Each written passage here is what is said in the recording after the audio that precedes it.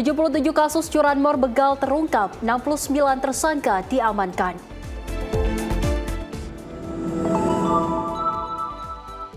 Prabowo Subianto serukan petani adalah pahlawan pangan bangsa.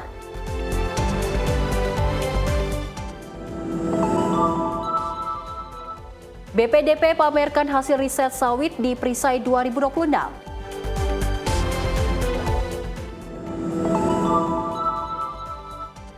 UEA kirim 980 ton bantuan ke Gaza.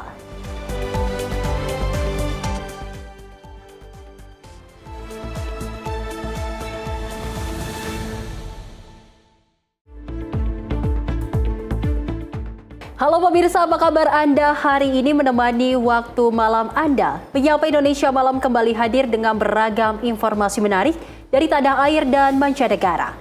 Bersama saya Sely Sregar, ini dia Menyapa Indonesia Malam selengkapnya.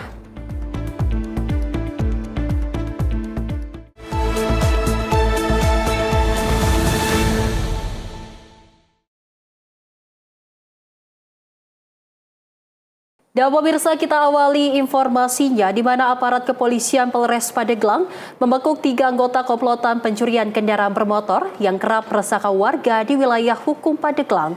Petugas mengamankan belasan unit sepeda motor hasil curian beserta sejumlah peralatan aksi kejahatan.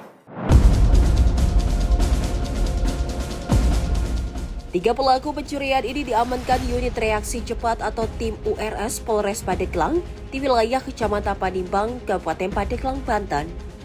Ketiganya adalah CJ dan ED sebagai eksekutor pencurian serta ESEN yang bertindak sebagai penadah barang curian.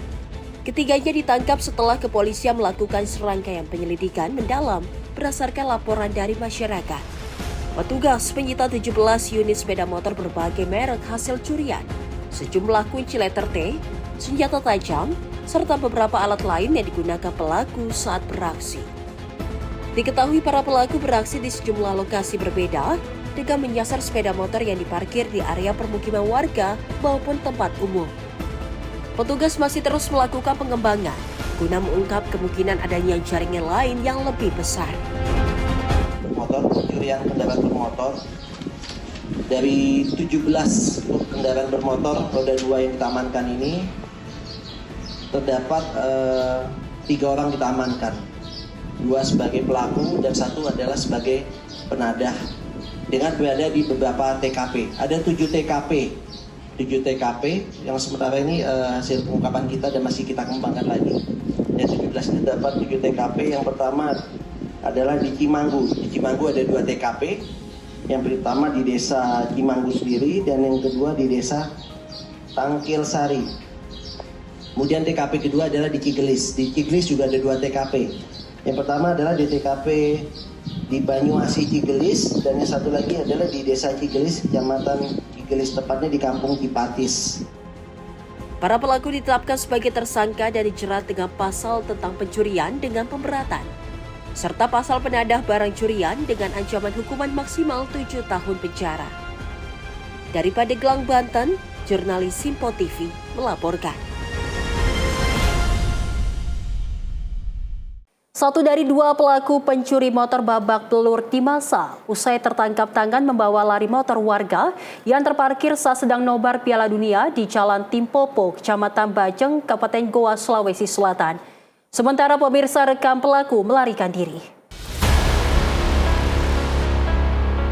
AA, seorang pelaku pencurian motor menjadi bulan-bulanan warga di Jalan Timpopo, Kecamatan Bajeng, Kabupaten Goa, Sulawesi Selatan.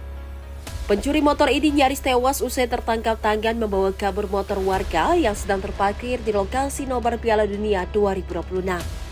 Aksi pelaku pertama kali diketahui warga yang curiga melihat gerak-gerik kedua pelaku. Kedua pelaku kemudian dikejar dan warga berhasil menangkap AA, sementara satu rekannya lolos dari kepungan.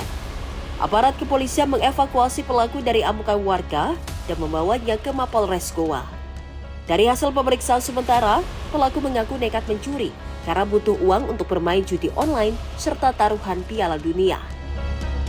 Tim kami tentunya dari unit Resmob Satreskrim Polresta Goa telah mengamankan pelaku dugaan tindak pidana pencurian kendaraan bermotor atau curanmor bertempat di Jalan Tim Popo, Kecamatan Bajeng, Kabupaten Goa. Pelaku yang berhasil diamankan saat itu, sebenarnya pelaku ada 2, namun pada saat kejadian, ketika pelaku melakukan aksinya, dalam hal ini melakukan pencurian kendaraan bermotor dengan menggunakan kunci letter T, pelaku terlihat oleh masyarakat, sehingga masyarakat mengejar pelaku. Kemudian dari tim kami mengetahui ada pengejaran tersebut, juga melakukan pengejaran terhadap kedua pelaku. Untuk mempertanggungjawabkan perbuatannya, kini pelaku AA masih menjalani pemeriksaan intensif di ruang Satreskrim Polres Goa. Polisi juga masih melakukan pengejaran terhadap satu pelaku lainnya yang identitasnya sudah diketahui. Dari Kabupaten Goa, Sulawesi Selatan, jurnalis Simpo TV melaporkan. Dari Polres Metro Bekasi Kota mengungkap 77 kasus tindak pidana curanmor dan begal selama pelaksanaan operasi Berantas Jaya 2026 di wilayah Kota Bekasi, Jawa Barat. Dari pengungkapan ini, polisi mengamankan 69 orang tersangka, dengan 18 diantaranya merupakan residivis yang kembali terlibat dalam aksi kejahatan. Polres Metro Bekasi Kota mengungkap 77 kasus tindak pidana curanmor dan begal dalam pelaksanaan operasi Berantas Jaya 2026 yang berlangsung di wilayah hukum Kota Bekasi. Petugas menangkap para pelaku curanmor dan begal yang selama ini beraksi di sejumlah lokasi di Kota Bekasi. Petugas menyita kunci letter T, senjata tajam, hingga airsoft gun yang diduga digunakan untuk melancarkan aksi kejahatan. Kapolres Metro Bekasi Kota Kombes Pol Kusomo Wahyu Bintoro mengatakan operasi Berantas Jaya 2026 dilaksanakan mulai 4 Juli hingga 18 Juli 2026. Dari 77 kasus yang terungkap, petugas mengamankan 69 orang tersangka dengan 18 diantaranya merupakan residivis. Barang bukti yang disita yaitu 23 unit sepeda motor, sejumlah telepon genggam, 15 buah kunci letter T, 3 airsoft gun, serta 2 unit mobil. Bekasi Kota akan mengadakan kaitan dengan rilis kasus-kasus yang sudah berhasil kita ungkap, khususnya selama pelaksanaan operasi Berantas Jaya 2026 yang diadakan mulai dari tanggal 4 Juli sampai dengan rencananya nanti sampai dengan tanggal 18. Jadi ini masih on progress, masih berjalan. Sampai dengan saat ini kita berhasil mengungkap 77 kasus, dan dari 77 kasus itu kita mengamankan 69 pelaku. Di antaranya 18 orang ini adalah termasuk residivis. Para pelaku curah sejerat pasal 365 Kitab Undang-Undang Hukum Pidana dengan ancaman pidana maksimal 20 tahun penjara. Sedangkan pelaku curanmor atau pencurian dengan pemberatan dijerat dengan pasal 363 Kitab Undang-Undang Hukum Pidana dengan ancaman pidana hingga 7 tahun penjara. Dari Bekasi, Jawa Barat, jurnalis Simpo TV melaporkan. Sementara itu, pemirsa, kecelakaan beruntun terjadi di Jalan Jamin Ginting, kilometer 44-45, di depan rumah makan Garuda Grand Hill, Desa Sukamakmur, Kecamatan Sibolangit, Deli Serdang pada Jumat pagi 17 Juli 2026. 4 orang tewas akibat kecelakaan tersebut. Kecelakaan melibatkan 9 kendaraan, yakni 1 truk Fuso, 2 truk Colt Diesel, 5 minibus, dan 1 sepeda motor terjadi di Jalan Jamin Ginting kilometer 44-45 di depan rumah makan Garuda Grand Hill, Desa Sukamakmur, Kecamatan Sibolangit, Deli Serdang, Jumat 17 Juli 2026 pagi. Kabid Humas Poldasu, Kombes Ferry Walintuna, saat dikonfirmasi mengatakan kecelakaan diduga lantaran truk Fuso bermuatan galon air mineral mengalami remblong saat melaju dari arah Tanah Karo menuju Medan. Truk kemudian menabrak 8 kendaraan di depannya, termasuk 1 sepeda motor. Akibat kecelakaan ini, 4 orang dilaporkan meninggal dunia, sementara 8 korban lain mengalami luka-luka. Sebagian korban menjalani perawatan di puskesmas dan sebagian lain dirujuk ke Rumah Sakit Adam Malik Medan. Seluruh korban berhasil dievakuasi sementara pengemudi truk Fuso yang diduga menjadi penyebab kecelakaan diamankan di Polsek Pancur Batu guna menjalani pemeriksaan.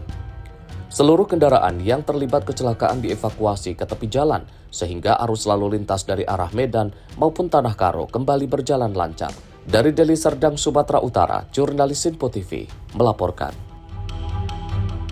Seorang anggota polisi tidak sadarkan diri setelah dimasa sekelompok orang saat mengamankan pencuri motor di Desa Gunung Picung, Kecamatan Pamijahan, Kabupaten Bogor, Jawa Barat. Video amatir yang merekam detik-detik Bribka Hikmah Hidayatullah, anggota Polsek Cibung Bulang, Polres Bogor, Jawa Barat, di masa sejumlah warga viral di media sosial. Korban di masa sejumlah warga saat berupaya mengevakuasi pelaku pencurian sepeda motor dari amuk massa. Akibat kejadian ini, korban mengalami luka di bagian kepala belakang akibat dihantam hebel dan batu. Korban kemudian diamankan ke RSUD Lewiliang guna mendapatkan perawatan medis. Menurut warga sekitar, kurang tahu baptisan ya. Menurut warga sekitar katanya korban ini lagi mengamankan pelaku curanmor di daerah Gunung Picung, nggak tahu desa apa ya. Kami mengamankan keadaannya maghrib dan hujan lebat. Tiba-tiba ada warga yang menembak ke kepala korban. Saat ini kondisi Bribka Hikmah Hidayatullah masih terbaring lemah di ruang IGD RSUD Lewiliang dan aparat kepolisian masih memburu para pelaku yang melakukan penganiayaan terhadap korban. Dari Bogor, Jawa Barat, jurnalis Info TV melaporkan. Pemirsa lupa mencabut kunci kontak motor milik pekerja pemasangan jaringan internet atau Wi-Fi digasak maling di kawasan Tambora, Jakarta Barat. Petugas berhasil menangkap pelaku saat tengah patroli keamanan. Inilah detik-detik kamera pengintai CCTV merekam jelas aksi pencurian sepeda motor yang terjadi di kawasan Tambora 3, Jakarta Barat. Seorang pelaku pencurian sepeda motor menyasar sepeda motor pekerja pemasang jaringan internet atau Wi-Fi yang sedang bekerja di rumah pelanggannya. Pelaku dengan leluasa membawa lari motor korban karena kunci kontak motor masih menempel. Berbekal rekaman CCTV ini, petugas berhasil menangkap pelaku saat tengah melakukan patroli di kawasan Jembatan 2 Tambora. Kapolsek Tambora, Jakarta Barat, AKP Wahyu Hidayat mengatakan saat ini polisi masih melakukan penyelidikan terkait keberadaan motor korban yang telah dijual oleh pelaku senilai 2,5 juta rupiah di kawasan Angke. Saudara AZ bersama dengan rekan kerjanya berangkat ke Jalan Tambora 3, RT 3 RW 3. Di sana dia melaksanakan pekerjaan yaitu pemasangan WiFi. Setibanya di lokasi, motor yang dikendarain oleh korban diparkir tidak jauh dari tempat korban melakukan pemasangan WiFi. Selama beberapa menit mereka bekerja, rekan dari korban memberitahukan korban bahwa motor yang dikendarai korban yaitu Honda Vario warna putih merah telah hilang di tempat mereka parkir. Setelah itu korban bersama rekannya meminta bantuan warga setempat melakukan pengecekan CCTV yang berada di TKP. Setelah dilakukan pengecekan, terlihatlah satu orang mengambil sepeda motor milik korban yang dimana motor tersebut lupa kunci kontak yang dicabut oleh korban pada saat melakukan pekerjaannya. Untuk pelaku sudah kami amankan, itu hari Jumat tanggal 17 Juli 2026 di pukul 14.00 yang dimana pada saat unit reskrim Polsek Tambora melaksanakan patroli rutin. Mereka melintas di jalan Jembatan 2 dan melihat ada satu orang laki-laki yang mirip dari CCTV pada saat di TKP pencurian sepeda motor. Setelah itu, unit reskrim Polsek Tambora mengamankan pelaku tersebut dan melakukan interogasi. Setelah dilakukan interogasi bahwa pelaku inisial SN memang benar yang melakukan pencurian sepeda motor yang berada di Jalan Tambora 3, RW 3, RT 3. Untuk motor korban itu masih pengembangan dari keterangan pelaku.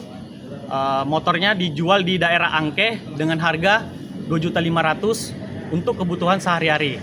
Dan untuk pelaku kami jerat pasal 476 KUHP dengan ancaman hukuman 5 tahun penjara.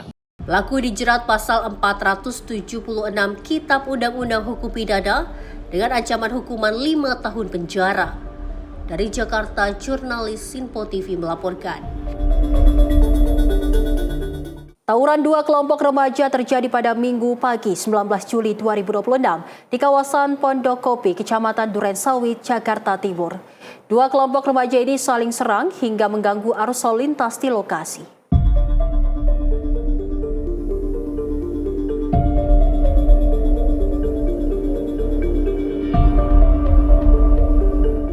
Inilah video amatir aksi tawuran yang terjadi di tengah ruas Jalan I Gusti Ngurah Rai, Pondok Kopi, Kecamatan Durensawit, Jakarta Timur pada Minggu 19 Juli 2026 pagi. Kedua kelompok remaja ini saling serang menggunakan kayu dan batu.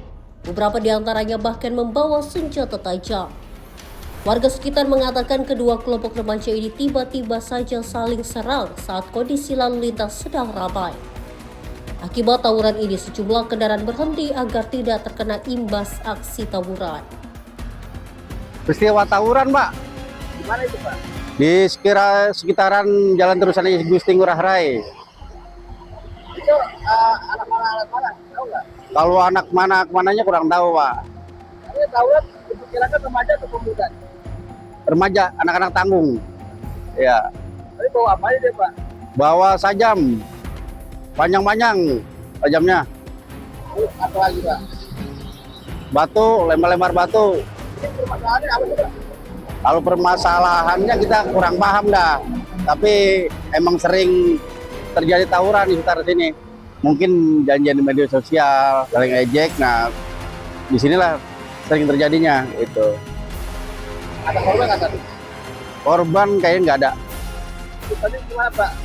Bikin kemacetan gimana, Pak? Wah, macet kedua arah. Ya, untuk para remaja, khususnya orang tua, coba tolong ingatkan kepada anak-anaknya, jangan sampai ikut-ikut tawuran karena sangat merugikan. Kedua kelompok yang tidak diketahui dari mana asalnya ini diduga saling ejek di media sosial dan berjanjian bertemu untuk tawuran. Dari Jakarta, jurnalis Sinpo TV melaporkan. Seorang pria asal Ciamis, Jawa Barat ditangkap aparat kepolisian Polres Garut, Jawa Barat setelah dilaporkan atas dugaan penipuan. Pelaku ditangkap setelah merobohkan rumah calon mertua untuk direnovasi, namun tidak mampu membayar tagihan material bangunan.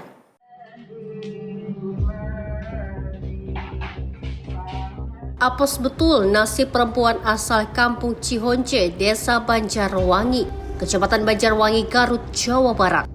Dia harus kehilangan rumah orang tuanya setelah dirobohkan pria idamannya yang berjanji merenovasinya.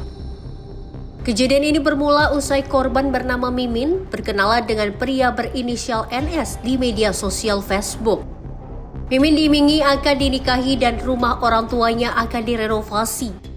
Saat pelaku datang ke kediamannya, Mimin meminta restu kepada sang ayah.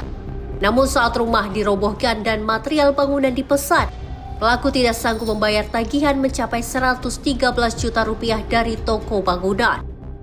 Murka atas perbuatan yang dilakukan pelaku, keluarga Mimin kemudian melaporkan kejadian ini ke kantor polisi. Mulainya dari Facebook, kenalan gitu. Terus dia minta ketemulah ke sini, kata aku tuh jangan ke sini, soalnya kita kan orang nggak punya, tagihan banyak, ya banyak utang lah istilahnya. Katanya biarin orang kita nanti utang-utang apa dilunaskan. Makanya itu ya inilah sampai kejadian itu tanggal Selasa dia datang ke sini, langsung ke rumah orang tua. Ya perjanjian itu langsung hari Rabunya dia minta ke material, padahal kita nggak istilahnya nggak minta harus begitu, enggak. Kalau seandainya dia terus, kata dia, ya ini kan katanya dari ini katanya nanti kalau kesini ada pejabat-pejabat apalah istilahnya gitulah, jadi manis lah istilahnya, ngajak adik, anak, ya termasuk saya ya berempat lah ke material, ya langsung dia ituin barang gini udah ngambil, udah nota, nanti jam 2 katanya dia kasih transfer, kata dia itu. Nyatanya yang dari material itu otomatis pergi ke itu telepon terus katanya, memang terus ya udahlah, itu nggak ada kecurigaan lah istilahnya, kata dia nunggu nanti jam 1 jam ini ya blak ya begitulah. Ya ternyata hari Jumat orang yang udah pada kerja ya istilahnya butuh kopi apa gitu. Jadi gimana? Ditanyain itu sama anak, didesak, Pak ini gimana? Rumah kan udah dirobohin, ini yang kerja banyak. Sedangkan mama yang dari warung aja udah habis, uang apa semua pinjem dari orang apa udah habis, uang nggak ada, kata anak saya. Jam berapa ini mau ditransfer tadi jam 5, sekarang jam 9. Terus gimana ini? Terus kata dia nanti kok banyak istilahnya banyak inilah, katanya jangan banyak bicara, nanti juga itu dari atas bosnya itu katanya nanti ditransfer. Nyatanya nggak ada gitu ya, nggak ada, gagal gitu. Polisi menyatakan modus tipu-tipu yang dilakukan pelaku terbilang unik. Pelaku mengaku sebagai sultan yang banyak uang dan mengimingi korban merenovasi rumahnya.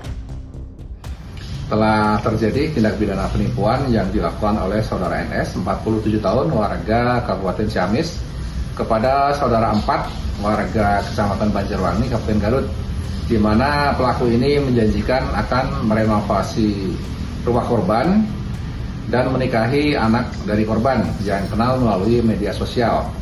Akan tetapi setelah rumah korban dibongkar, pelaksanaan renovasi tersebut tidak terlaksana, dan ketika dicek ke toko bangunan tempat di mana memesan bahan-bahan bangunan, semuanya belum dibayar.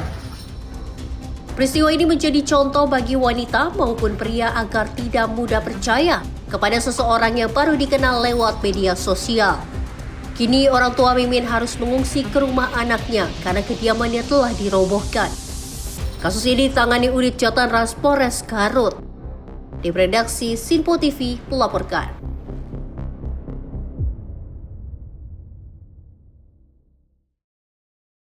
Informasi lainnya pemirsa, di mana ribuan batang ganja berhasil diamankan Satgas Pamtas RI PNG mobil Yonif 725 Worowagi dalam operasi patroli di Kabupaten Yahukimo, Papua Pegunungan. Pangko Gapwilhan 3 Letjen TNI Luki Avianto menyebut keberhasilan ini menjadi bentuk komitmen TNI dalam memerangi peredaran narkoba di Papua. Satgas Pamtas RI Papua Nugini Mobile Yonif 725 Worowagi di bawah kendali Komando Gabungan Wilayah Pertahanan 3 berhasil menemukan dan mengamankan sebanyak 5.715 batang ganja dari 2 lokasi ladang ganja di Distrik Kurima, Kabupaten Yahukimo, Papua Pegunungan. Pangko Gapwilhan 3 Letjen TNI Luki Avianto meninjau langsung barang bukti ganja yang diamankan di pos Kotis Yonif 725 Worowagi, Kota Wamena, Kabupaten Jayawijaya. Dalam kesempatan tersebut, Letjen TNI Luki Avianto menyampaikan apresiasi kepada satuan dan prajurit yang berhasil melaksanakan patroli hingga menemukan dan mengamankan ribuan batang ganja tersebut. Menurut Luki, temuan itu menjadi bagian dari upaya mencegah peredaran narkotika yang dapat merusak masa depan generasi muda Papua. Lebih lanjut, Luki juga mengajak seluruh elemen masyarakat untuk bersama-sama memerangi peredaran narkoba serta menjaga anak-anak Papua dari penyalahgunaan narkotika.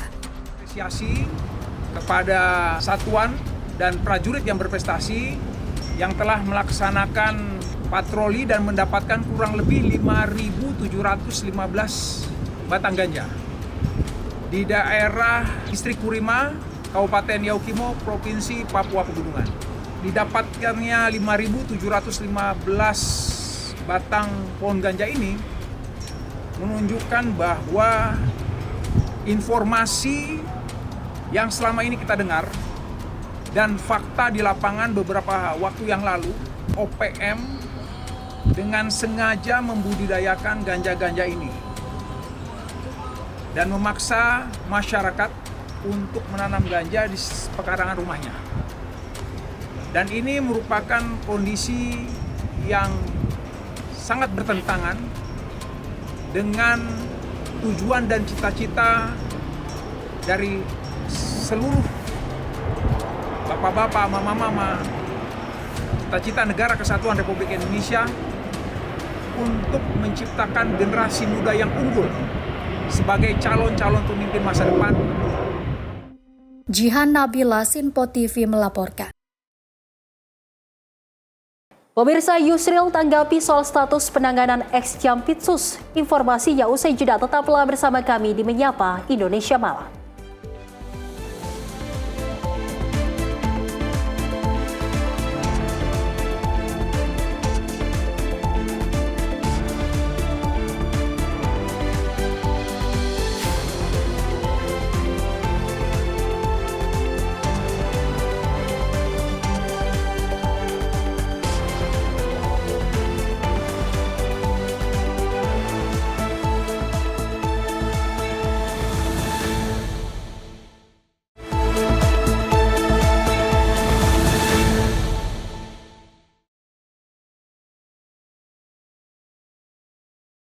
Terima kasih pemirsa, Anda kembali menyaksikan Menyapa Indonesia Malam. Di mana pemirsa, peran petani dinilai menjadi kunci dalam menjaga ketersediaan pangan bagi masyarakat Indonesia. Presiden Prabowo Subianto menyampaikan apresiasi tersebut saat menghadiri panen raya di Malang, Jawa Timur. Saya bangga jadi Presiden Republik Indonesia. Saya bangga dengan petani-petani Indonesia. Terima kasih petani nelayan Indonesia. Presiden Prabowo Subianto memberikan apresiasi kepada para petani yang dinilai memiliki peran besar dalam menjaga ketahanan pangan nasional. Menurutnya, kerja keras petani menjadi bagian penting dalam memenuhi kebutuhan pangan masyarakat Indonesia. Hal itu disampaikan Presiden Prabowo saat menghadiri panen raya padi kedelai dan tebu yang digelar serentak di 43 titik bersama TNI di Malang, Jawa Timur pada 17 Juli lalu. Presiden menilai petani merupakan sosok penting yang berjasa bagi keberlangsungan hidup bangsa. Saya pimpin bertekad untuk berbuat yang terbaik untuk menggapai sasaran yang tertinggi dalam waktu yang secepat-cepatnya. Kita tidak mau menjadi bangsa yang santai. Kita akan buktikan kepada dunia bahwa bangsa Indonesia sedang bangkit dengan kekuatan kita sendiri. Saya bangga jadi Presiden Republik Indonesia. Saya bangga dengan petani-petani Indonesia. Terima kasih petani nelayan Indonesia. Kau adalah pahlawan yang sebenarnya. Kau menghasilkan pangan untuk kita semua. Yang mengatakan beras terlalu mahal, suruh ikut kau tanam beras.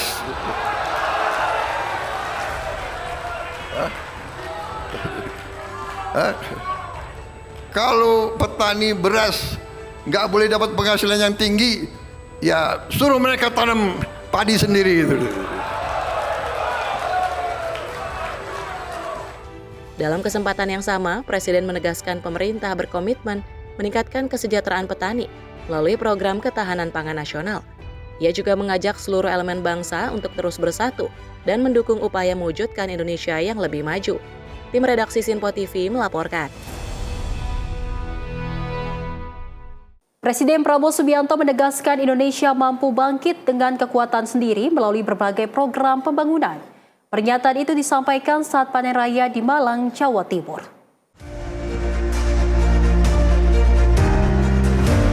Presiden Prabowo Subianto menegaskan optimisme Indonesia untuk bangkit dan membuktikan kemampuan bangsa di hadapan dunia.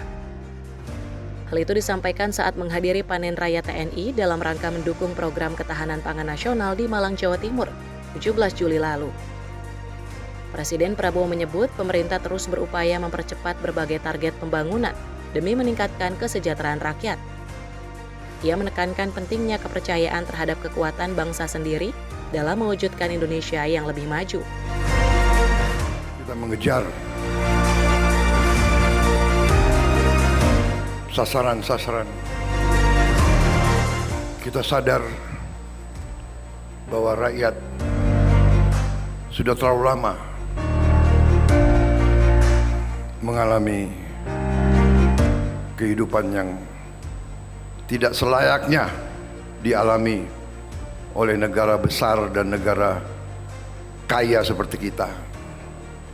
Sehingga pemerintah yang saya pimpin bertekad untuk berbuat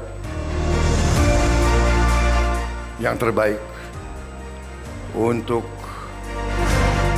menggapai sasaran yang tertinggi dalam waktu yang secepat-cepatnya. Kita tidak mau menjadi bangsa yang santai. Kita akan buktikan kepada dunia bahwa bangsa Indonesia sedang bangkit dengan kekuatan kita sendiri.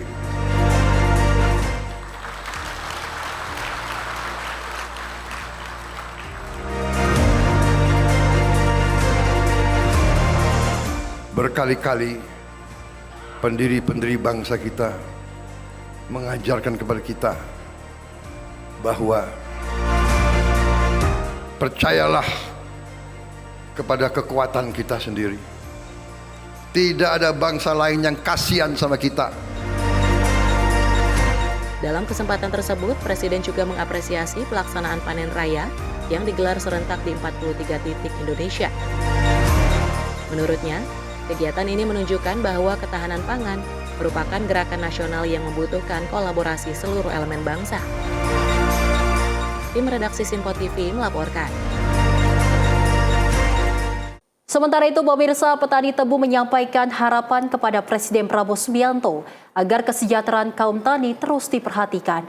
Apresiasi itu, pemirsa, disampaikan saat kegiatan panen raya di Kabupaten Malang, Jawa Timur.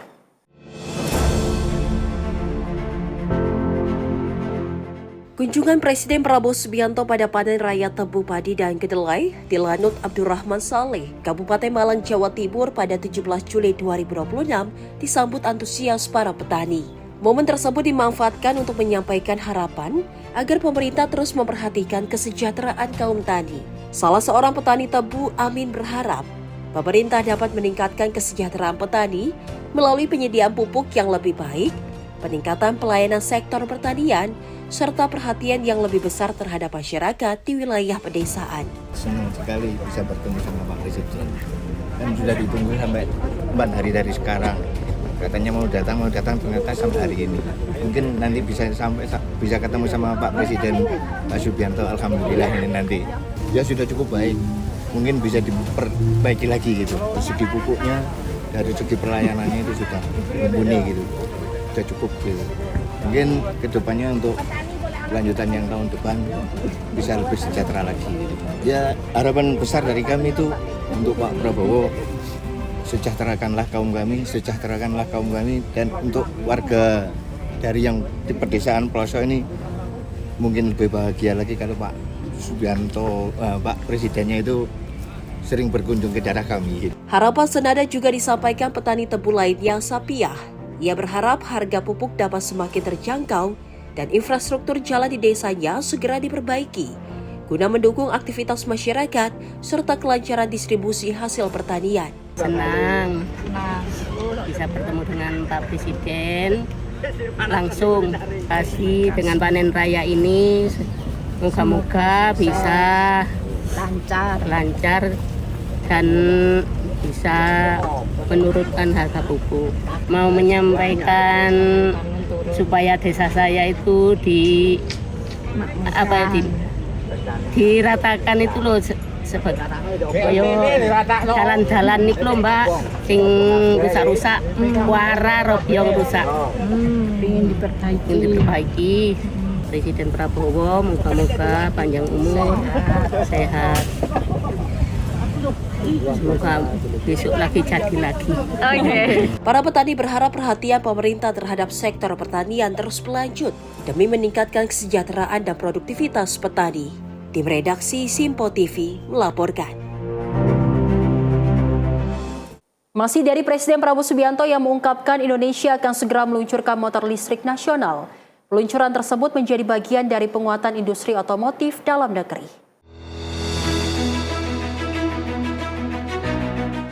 Indonesia akan segera memiliki motor listrik nasional hasil karya anak bangsa. Presiden Prabowo Subianto menyebut peluncuran kendaraan tersebut dijadwalkan berlangsung dalam beberapa minggu ke depan sebagai bagian dari upaya memperkuat kemandirian industri otomotif nasional. Kehadiran motor listrik nasional diharapkan dapat dimanfaatkan secara luas oleh masyarakat, terutama para petani, untuk mendukung aktivitas sehari-hari, sekaligus mendorong penggunaan kendaraan yang lebih ramah lingkungan dan efisien. Bentar lagi kita sudah punya motor nasional. Saya akan launching berapa minggu ini. Motor listrik nasional. Saya berharap nanti petani-petani kita minimal naik motor listrik. Ya.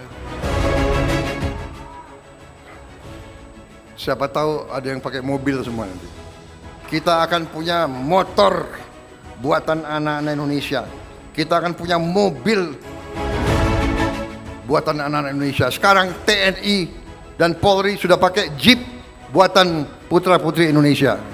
Kita optimis, kita canangkan cita-cita kita setinggi langit. Indonesia akan jadi negara makmur. Selain motor listrik, pemerintah juga terus mendorong pengembangan mobil nasional yang diproduksi oleh putra-putri Indonesia. Langkah tersebut jadi bagian dari komitmen memperkuat industri otomotif dalam negeri, sekaligus mewujudkan Indonesia yang lebih maju, mandiri, dan berdaya saing. Tim redaksi Simpo TV melaporkan. Kita beralih ke informasi lainnya pemirsa, di mana Komisi 13 DPR RI menggelar rapat dengar pendapat bersama LPSK, Komnas HAM, dan Komnas Perempuan. Salah satu isu yang menjadi sorotan adalah belum terbayarkannya tunjangan jabatan bagi 147 pegawai LPSK sejak tahun 2022. Anggota Komisi 13 DPR RI Rieke Diah Pitaloka menilai hak para pegawai harus segera diselesaikan agar tidak mempengaruhi kinerja LPSK dalam memberikan perlindungan kepada saksi dan korban. Dalam rapat tersebut, Rieke Diah Pitaloka mempertanyakan komitmen LPSK dalam memberikan perlindungan jika hak pegawainya sendiri belum dapat dipenuhi. Menurutnya, penyelesaian hak pegawai menjadi langkah penting untuk menjaga profesionalisme dan kinerja lembaga dalam menjalankan tugas memberikan perlindungan kepada saksi dan korban. Komisi 13 DPR RI pun mendorong agar permasalahan tersebut dapat segera diselesaikan melalui koordinasi dengan pihak terkait sehingga tidak menghambat pelaksanaan tugas LPSK. Soalan yang cukup serius yaitu ada pegawai yang belum mendapatkan tunjangan jabatan sebanyak 147 orang sejak 2022. Ini state act, nah ini ke Komisi Perempuan. Ini juga masuknya CAT loh. Ada kekerasan yang dilakukan oleh state actor bahkan di dalam negara itu sendiri. Bahwa persoalan gaji tunjangan sekian orang begitu. Berapa tahun Ibu belum terbayarkan tunjangan? Hampir 3 tahun pimpinan ini belum terbayarkan begitu. Ini kan mereka juga korban. Bagaimana lembaga perlindungan saksi dan korban bisa melindungi yang lain? Kalau melindungi hak dari pekerjanya di internal LPSK saja tidak bisa begitu. Ini hal yang cukup serius. Komisi 13 DPR RI berharap permasalahan pembayaran tunjangan pegawai LPSK dapat segera dituntaskan agar pelaksanaan tugas perlindungan saksi dan korban tetap berjalan secara optimal. Tim redaksi Simpo TV melaporkan. Pemirsa, Komisi 2 DPR RI menggelar rapat kerja dan rapat dengar pendapat bersama Kementerian PAN RB, BKN, LAN, ANRI, dan Ombudsman RI.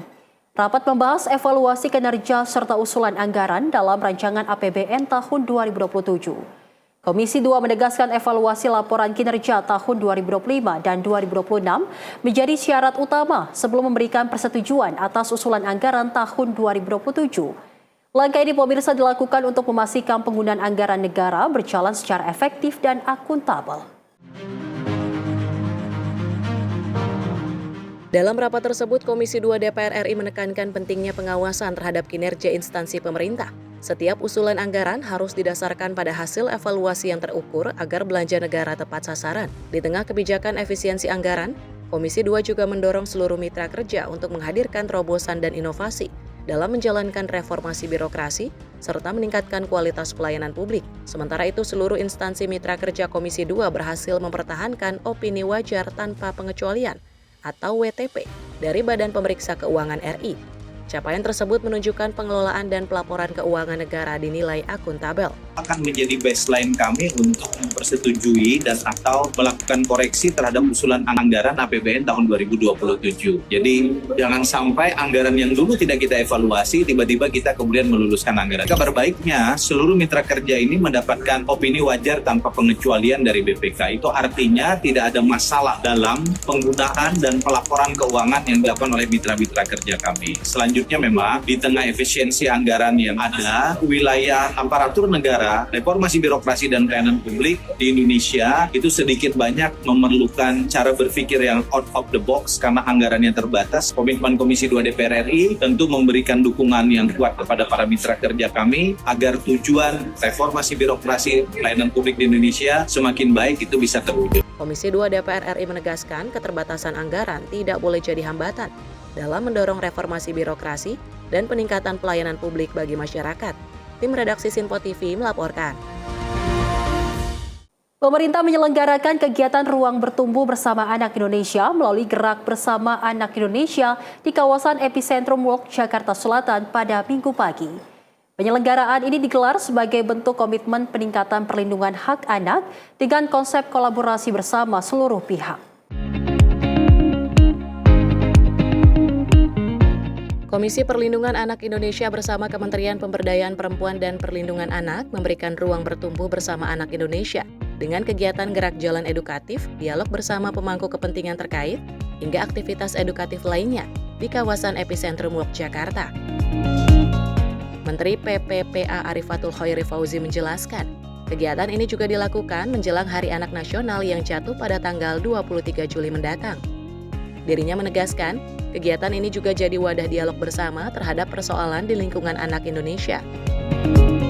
Ruang ini merupakan inisiasi langsung oleh Kementerian Koordinator Bidang Pembangunan Manusia dan Kebudayaan, serta jadi langkah kolaborasi lintas pihak. Arifatul menegaskan ruang aman bagi anak Indonesia menjadi sorotan penting pemerintah, baik dari dunia digital maupun dunia nyata. Sejauh ini kan terkait dengan ruang aman dan nyaman bagi anak sendiri. Ini tahun ke tahun selalu dirayakan untuk Hari Anak 23 Juli. Sejauh ini dari pandangan Ibu sendiri melihat ruang aman dan nyaman bagi anak baik itu secara di dunia nyata ataupun di dunia digital ini seperti apa ya? Sudah ada komitmen dari pemerintah ya, dari beberapa kementerian. Tadi yang pertama diinisiasi oleh Menko PMK, Gernas, Gerakan Nasional Ruang Aman dan Nyaman untuk Anak. Kemudian dari Komdigi juga ada PP Tunas ya, bagaimana mengatur para provider penyedia pesan itu untuk menyesuaikan dengan aturan-aturan yang diberlakukan. Kemudian juga ada permen dari Komdigi yang membatasi usia anak di bawah 16 tahun tidak boleh punya akun sendiri. Kemudian dari kami juga ada permen Perpres nomor 87 tentang peta jalan perlindungan anak di ranah dalam jaringan. Dari Kementerian Agama ada keputusan Menteri Agama tentang sekolah madrasah yang ramah anak dan nyaman buat anak. Kemudian dari Kabinetdesmen Permen Dekdisdasmen nomor 6 tahun 2026 tentang budaya sekolah yang aman dan nyaman. Jadi ini harus dari kepolisian juga untuk PPA PPO, kemudian KPAI juga. Jadi ini memang kita bersama-sama untuk melakukan itu. Tapi memang tantangannya tidak semudah itu. Regulasi sudah kita lahirkan, kalau tidak ada partisipasi dari masyarakat, ini juga tidak bisa diimplementasikan secara maksimal. Jadi regulasi ada karena sebetulnya poin terpenting adalah keluarga. Di keluargalah nilai-nilai ditanamkan pertama kali untuk anak-anak.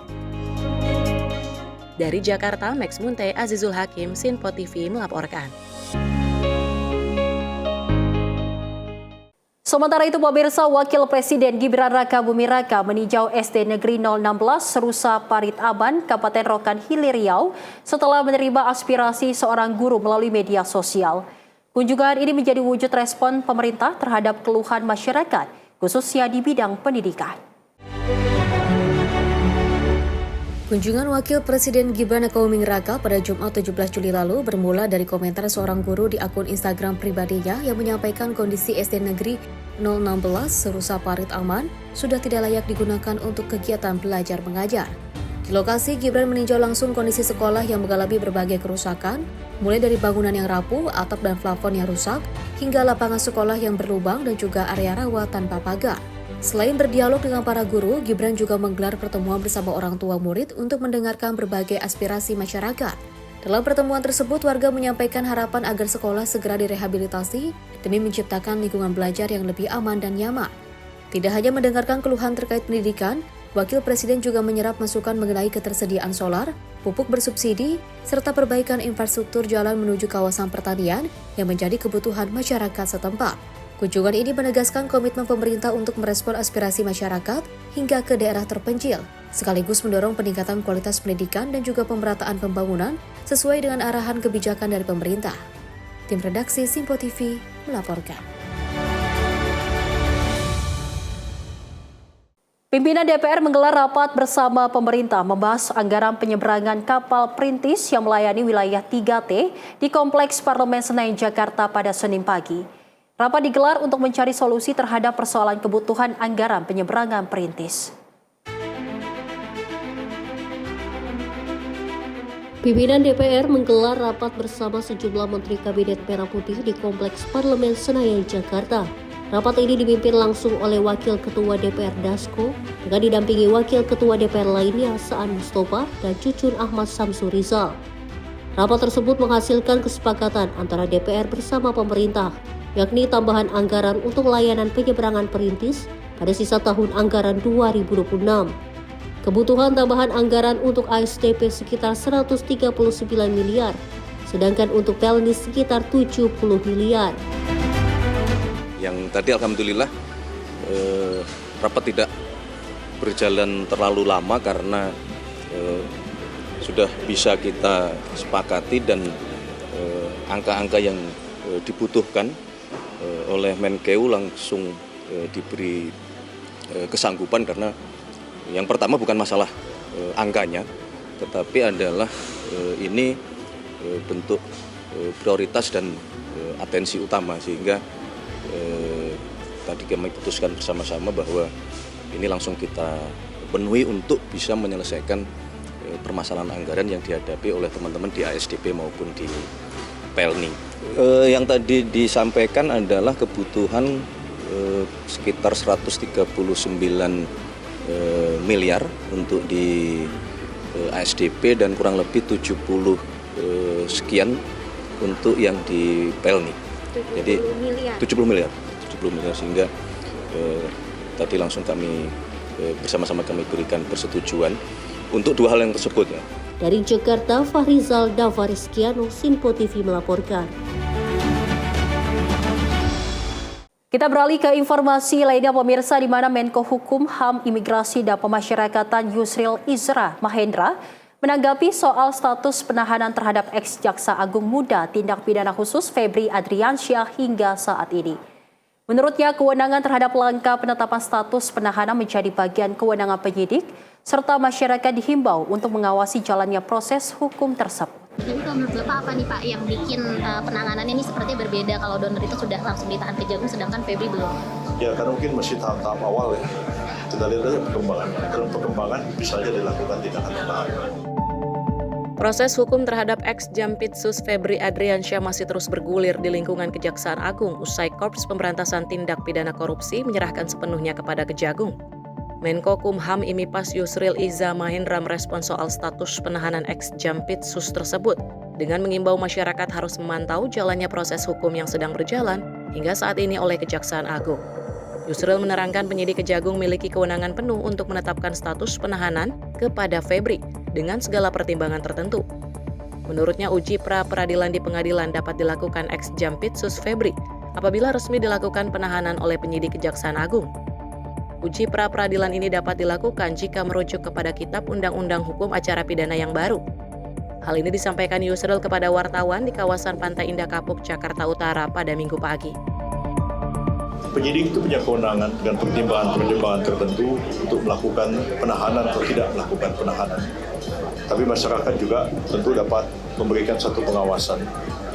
Penahanan itu kan disebabkan oleh karena 3 faktor. Karena khawatir yang bersangkutan melarikan diri, yang kedua menghilangkan barang bukti, yang ketiga mengulangi lagi tindak pidana yang dilakukan. Jadi berdasarkan KUHP baru, ya bisa saja dilakukan penahanan, bisa tidak dilakukan penahanan. Dan kalaupun dilakukan penahanan, dapat juga digugat pra-peradilan ke pengadilan.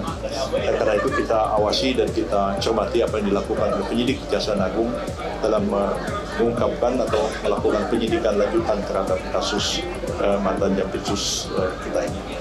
Jadi kalau menurut Bapak apa nih Pak yang bikin penanganannya ini sepertinya berbeda kalau donor itu sudah langsung ditahan Kejagung sedangkan Febri belum? Ya karena mungkin masih tahap-tahap awal ya. Kita lihat aja perkembangan. Dalam perkembangan bisa saja dilakukan tindakan penahanan. Dari Jakarta, Max Munte, Azizul Hakim, Sinpo TV melaporkan. Pemirsa, informasi terkait antusiasme nobar Piala Dunia di Polsek Talo akan kami sampaikan usai jeda. Tetaplah bersama kami di Menyapa Indonesia Malam.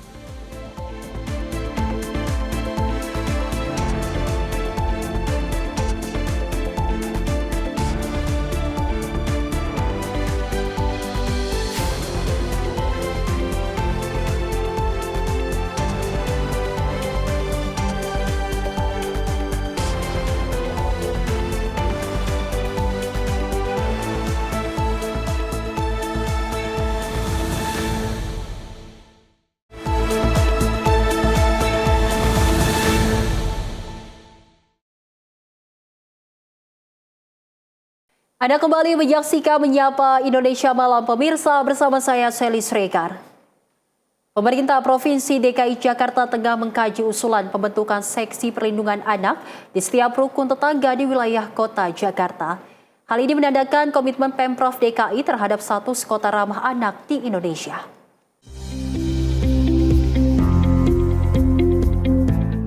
Gubernur DKI Jakarta Pramono Anung menegaskan pemerintah provinsi terus menjaga kota Jakarta sebagai kota yang ramah anak. Pramono menyebut sejak tahun 2022 lalu, kota Jakarta terus konsisten menyandang predikat provinsi ramah anak di Indonesia.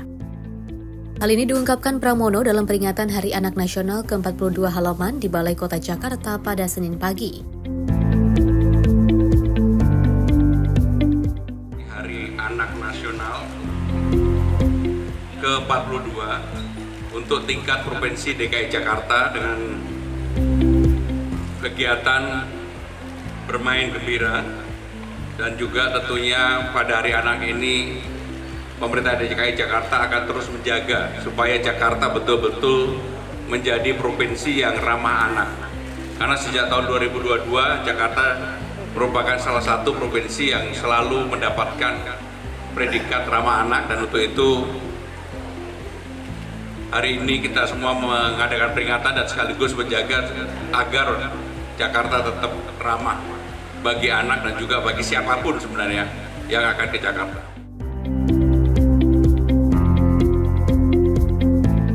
Pada kesempatan yang sama, Ketua Lembaga Perlindungan Anak Indonesia atau LPAI, Kasseto mengusulkan Kota Jakarta untuk membentuk seksi perlindungan anak di setiap wilayah rukun tetangga. Menurutnya, melalui kehadiran seksi ini mampu meningkatkan dan memperkuat pencegahan kekerasan terhadap anak dari lingkungan terdekat di kota Jakarta.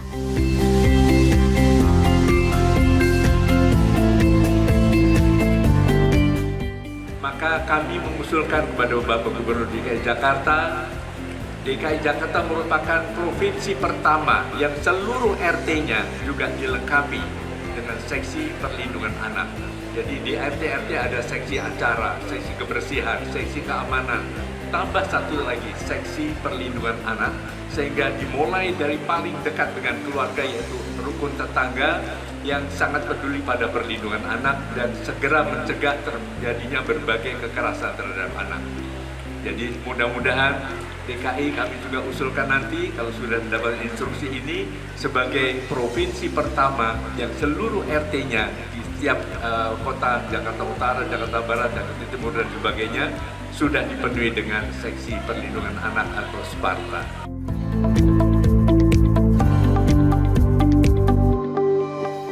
Lebih lanjut, melalui usulan pengkajian ini, Pemprov DKI diharap mampu terus menjaga konsistensi terhadap komitmen menjaga ruang aman dan nyaman bagi setiap anak di seluruh wilayah kota Jakarta. Dari Jakarta, Max Munte, Azul Hakim, Simpo TV melaporkan.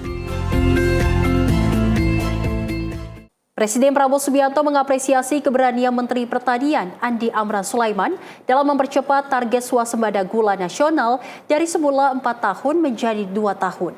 Kementan akan terus mengawal percepatan program peremajaan tebu sebagai bagian dari upaya mewujudkan swasembada gula. Presiden Prabowo Subianto menargetkan Indonesia mampu mencapai swasembada gula dalam 2 tahun. Target tersebut lebih cepat dari proyeksi awal 4 tahun dan juga menjadi bagian dari percepatan agenda pemerintah dalam memperkuat kemandirian pangan nasional. Target itu disampaikan Presiden saat menghadiri panen raya dalam rangka TNI mendukung program ketahanan pangan nasional di Kabupaten Malang, Jawa Timur pada Jumat 17 Juli 2026.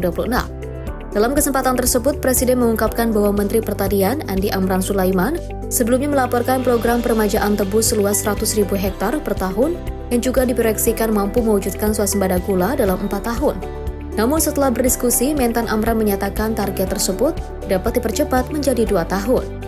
Menteri Pertanian melaporkan kepada saya, program kita sekarang adalah 100.000 hektar per tahun. Dan dengan demikian akan dicapai dalam 4 tahun. Tapi setelah saya tanya lagi ke beliau, dengan gagah dan berani beliau mengatakan, Pak, kita bisa dalam 2 tahun.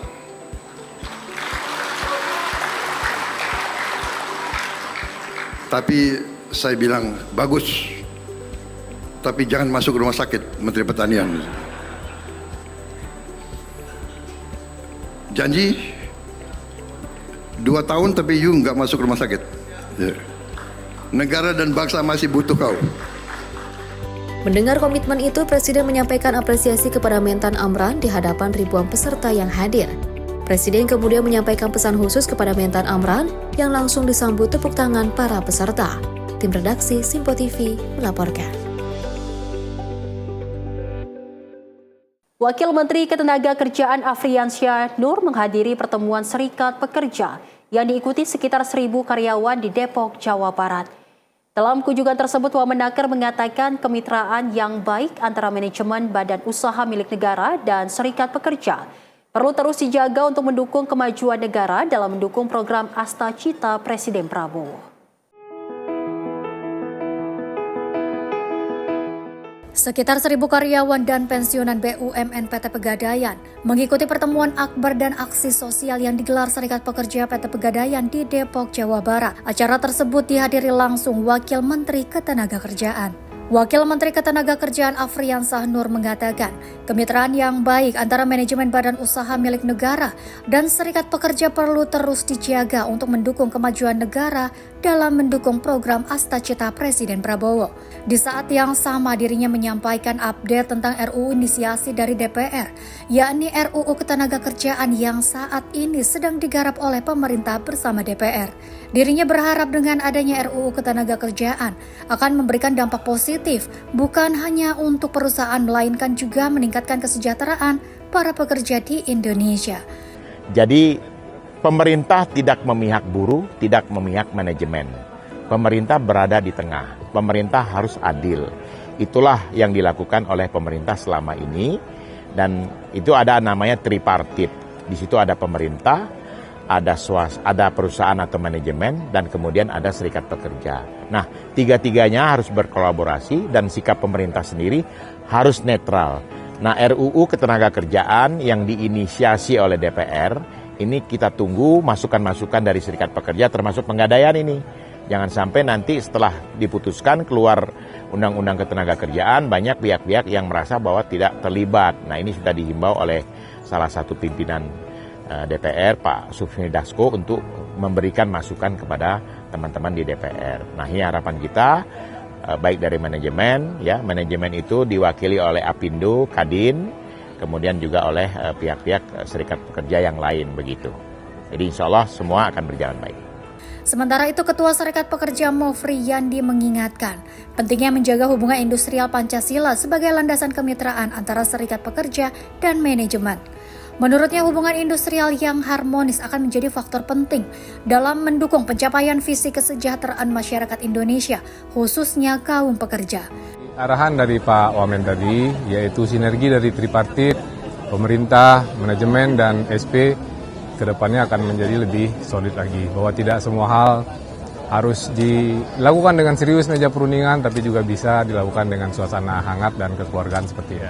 Jadi tadi sudah disampaikan juga bahwa sesuai ketentuan TKB itu ditandatangani atau diperbarui 2 tahun sekali. Dalam rentang waktu 2 tahun itu, aspirasi di pekerja pegadaian itu ditampung secara terstruktur. Dari tingkat Dewan Pengurus Cabang, itu semua aspirasi karyawan ditampung, kemudian didiskusikan di tingkat cabang, kemudian mana yang dieskalasi permasalahan di tingkat wilayah dibahas dalam LKS bipartit wilayah. Tapi jika terkait dengan kebijakan atau isu strategis secara nasional, maka itu biasanya kita LKS bipartitkan di tingkat pusat. Dari Depok, Jawa Barat, Tim Liputan Sinpo TV melaporkan.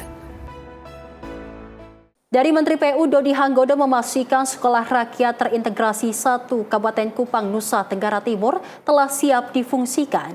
Ia menilai berbagai sarana pendukung yang tersedia di dalam kawasan sekolah juga telah siap digunakan. Menteri Pekerjaan Umum Dodi Hanggodo memastikan Sekolah Rakyat Terintegrasi 1 Kabupaten Kupang, Nusa Tenggara Timur telah siap difungsikan untuk mendukung kegiatan belajar mengajar. Fasilitas pendidikan ini merupakan bagian dari program pemerintah dalam memperluas akses pendidikan melalui pembangunan kawasan sekolah berasrama. Kepastian tersebut disampaikan Dodi saat meninjau langsung kawasan Sekolah Rakyat Terintegrasi 1 Kabupaten Kupang. Dalam kunjungannya, ia menilai fasilitas pendidikan tersebut telah siap digunakan, termasuk berbagai sarana pendukung yang tersedia di dalam kawasan sekolah. Sekolah Rakyat Terintegrasi 1 Kabupaten Kupang memiliki kapasitas hingga 1.080 penghuni yang terdiri atas siswa, tenaga pendidik, dan pengelola asrama. Kawasan tersebut mengintegrasikan jenjang pendidikan sekolah dasar, sekolah menengah pertama, dan sekolah menengah atas dalam satu komplek. Proyek Sekolah Rakyat ini dibangun dengan nilai kontrak Rp238,57 miliar. Pembangunan tersebut merupakan bagian dari program Kementerian Pekerjaan Umum yang mendukung agenda pembangunan sumber daya manusia melalui pemerataan akses pendidikan. Harus memastikan sarana prasarana untuk menyukseskan adik-adik semua. Jangan pernah sekali kata semangat. Pendidikan itu hanya satu-satunya cara paling mudah untuk adik-adik semua ini bisa meraih sukses dengan lebih mudah. Tim redaksi Sinpo TV melaporkan. Kita beralih ke informasi lainnya pemirsa, di mana di sela nobar pertandingan Piala Dunia 2026 di Rusunawa, Pasar Rumput, Menteri Perumahan dan Kawasan Permukiman Marwarar Sirait mendengarkan aspirasi warga setempat.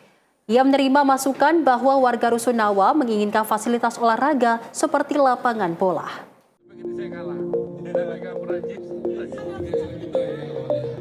Nonton bareng perebutan juara ketiga Piala Dunia 2026 di Rusunawa Pasar Rumput Setiabudi, Jakarta Selatan tidak hanya menyisakan euforia Inggris kontra Prancis.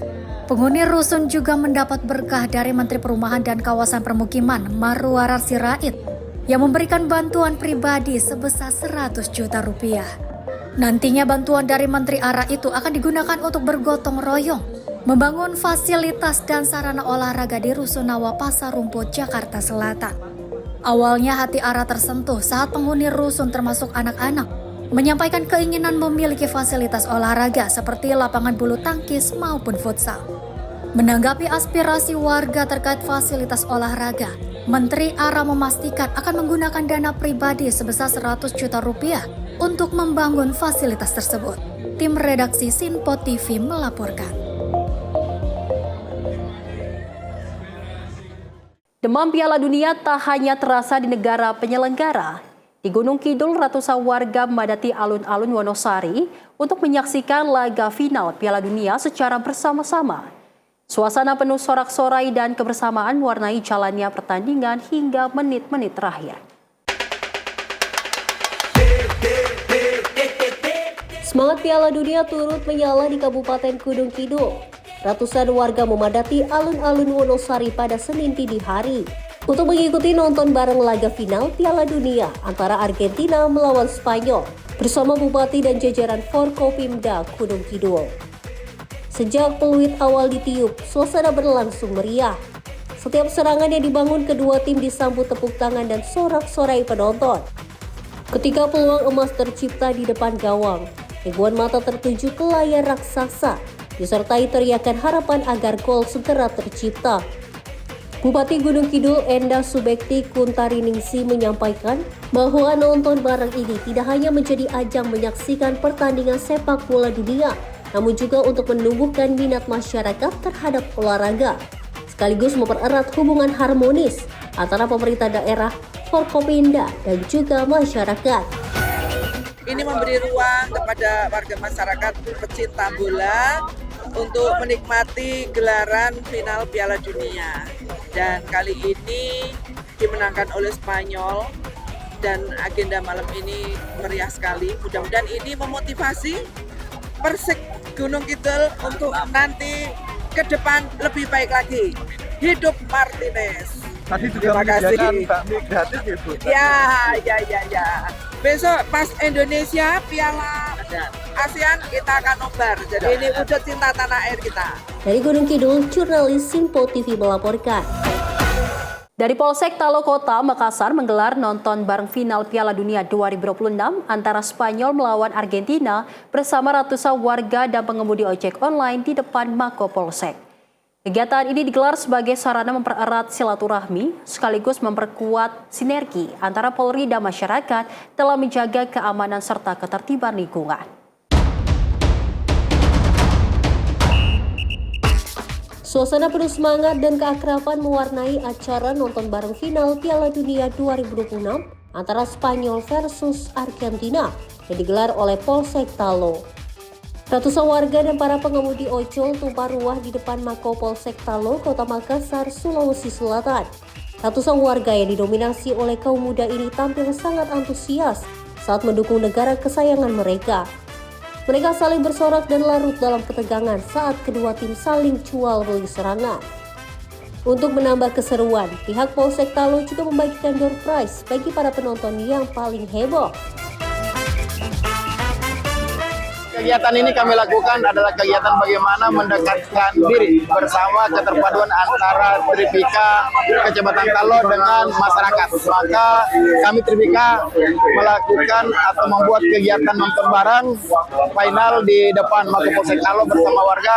Dan alhamdulillah antusias warga bersama dengan Tripika sangat antusias dan sukses dalam kegiatan acara nonton bareng.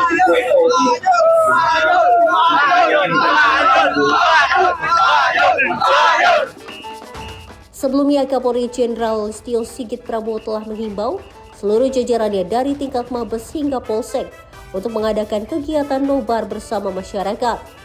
Selain menjadi wadah hiburan bagi para pecinta sepak bola, kegiatan ini diharapkan dapat lebih memperkuat hubungan sinergi antara Polri dan masyarakat.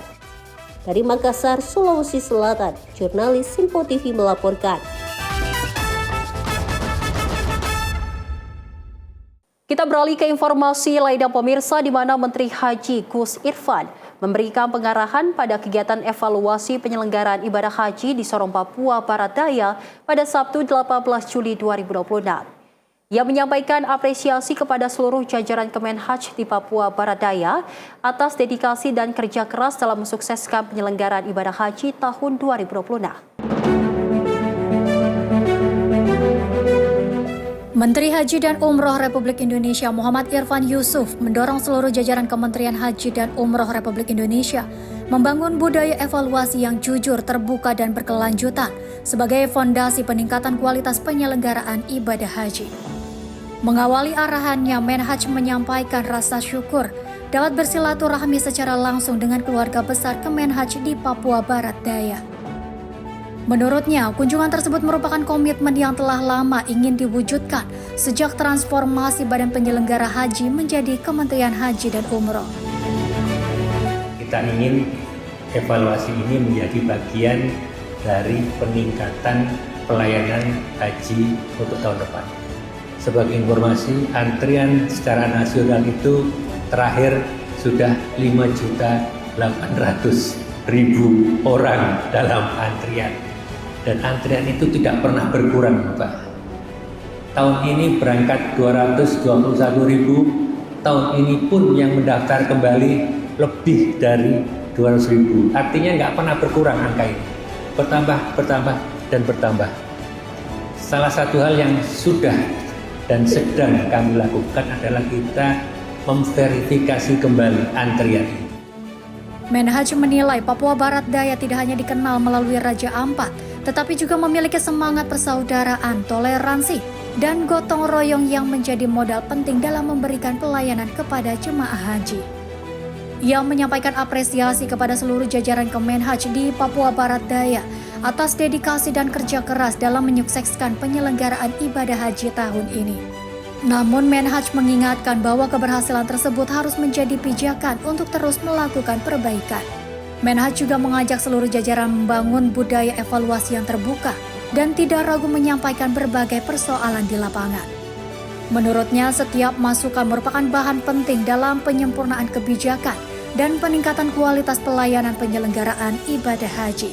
Ia berharap penyelenggaraan ibadah haji semakin baik dari tahun ke tahun. Tim redaksi Sinpo TV melaporkan.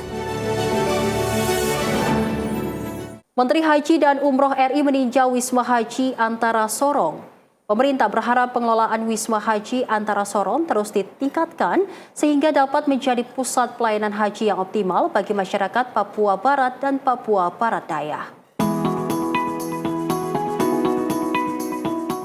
Menteri Haji dan Umroh Republik Indonesia Muhammad Irfan Yusuf meminta pengelola Wisma Haji Antara Sorong terus mengoptimalkan pemanfaatan fasilitas yang telah dibangun agar memberikan manfaat maksimal bagi masyarakat dan mendukung penyelenggaraan ibadah haji di Papua Barat dan Papua Barat Daya.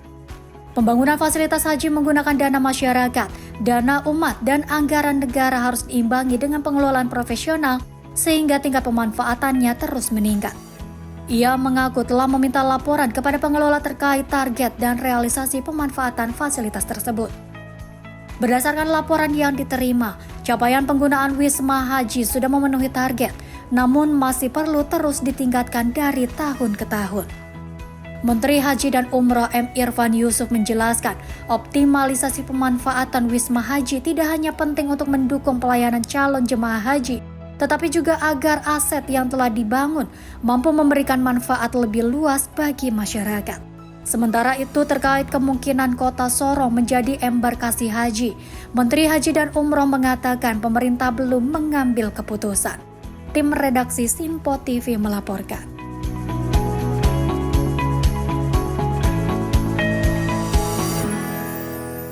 Dari Badan Pengelola Dana Perkebunan atau BPDP kembali menggelar Pekan Riset Sawit Indonesia atau Perisai 2026. Ajang tahunan ini menjadi wadah untuk menampilkan berbagai hasil riset dan inovasi guna mendorong daya saing industri sawit nasional. Penyelenggaraan Pekan Riset Sawit Indonesia 2026 merupakan sarana bagi pemerintah untuk menyampaikan perkembangan hasil riset sawit, kepada masyarakat, pelaku industri, akademisi, serta seluruh pemangku kepentingan. Hasil penelitian yang dipamerkan meliputi berbagai inovasi dari sektor hulu hingga hilir, yang seluruhnya didukung melalui pendanaan Badan Pengelola Dana Perkebunan. Melalui perisai BPDB ingin menunjukkan bahwa sawit bukan hanya menghasilkan minyak nabati atau biodiesel. Berbagai hasil riset yang didukung BPDB telah menghasilkan inovasi di bidang pangan, kesehatan, energi terbarukan, biomaterial, hingga rekayasa industri. Profesor Dr. Ratu Ayu Dewi Sartika memaparkan hasil penelitian mengenai pengaruh suplementasi red palm oil pada diet ibu hamil terhadap kualitas air susu ibu dan status gizi bayi. Penelitian tersebut menunjukkan bahwa minyak sawit merah memiliki kandungan beta-karoten, vitamin A, vitamin E, serta antioksidan yang berpotensi mendukung peningkatan status gizi ibu dan anak. Menurut Profesor Ratu Ayu, hasil penelitian tersebut menunjukkan bahwa pemanfaatan sawit tidak hanya terbatas sebagai bahan pangan, tetapi juga memiliki potensi besar dalam mendukung kesehatan masyarakat melalui pengembangan pangan fungsional berbasis kelapa sawit. Selain sektor pangan dan kesehatan, pemanfaatan sawit di bidang energi juga terus berkembang. Hal tersebut disampaikan oleh Dr. Rasrendra yang mempresentasikan hasil penelitian mengenai teknologi bensa atau bensis sawit berbasis Mixed Industrial Vegetable Oil atau MIVO. Menurut Rasrendra, inovasi tersebut menunjukkan bahwa kelapa sawit memiliki prospek besar sebagai bahan baku energi masa depan yang lebih ramah lingkungan, sekaligus mampu meningkatkan nilai tambah komoditas sawit nasional. Acara ini setiap tahun dilakukan dengan menyampaikan informasi khususnya kepada masyarakat, kepada industri, dan semua masyarakat perkelapa sawitan terkait dengan hasil-hasil riset mengenai sawit dari sisi hulu sampai dengan sisi hilir yang pendanaannya semua disiapkan oleh BPDB. Lebih lanjut, melalui perisai 2026, BPDB berharap hasil-hasil riset tidak hanya berhenti di laboratorium, namun juga dapat diimplementasikan menjadi inovasi yang memberikan manfaat nyata bagi pengembangan industri sawit dan perekonomian nasional. Dari Jakarta, Sri Dewi Andayani, Rona Bayu, Sinpo TV melaporkan. Menteri PPPA Arifah Fauzi menghadiri kegiatan Jelajah Sapa di Panti Sosial Bina Netra Cahaya Batin, Jakarta Timur pada Minggu 19 Juli 2026. Hal ini memperkuat komitmen dalam memenuhi hak setiap anak tanpa diskriminasi, termasuk anak dengan disabilitas. Menteri Pemberdayaan Perempuan dan Perlindungan Anak Arifah Fauzi mengajak seluruh pihak untuk bersama-sama memenuhi hak dan memberikan perlindungan kepada setiap anak. Hal ini disampaikan Arifah saat menghadiri kegiatan Jelajah Sapa di Panti Sosial Bina Netra PSBN Cahaya Batin, Jakarta Timur, Minggu 19 Juli 2026.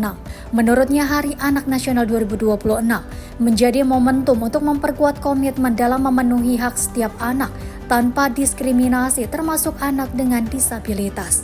Kementerian PPPA mendekatkan layanan, edukasi dan kampanye pemenuhan hak anak kepada masyarakat, sekaligus memperkuat kolaborasi lintas sektor untuk mewujudkan lingkungan yang aman, inklusif dan ramah anak. Sebagai bentuk dukungan terhadap pemenuhan gizi anak menjelang HAN 2026, dalam kesempatan tersebut Kementerian Kelautan dan Perikanan atau KKP menyerahkan 200 kg ikan segar kepada anak-anak di PSBN Cahaya Batin.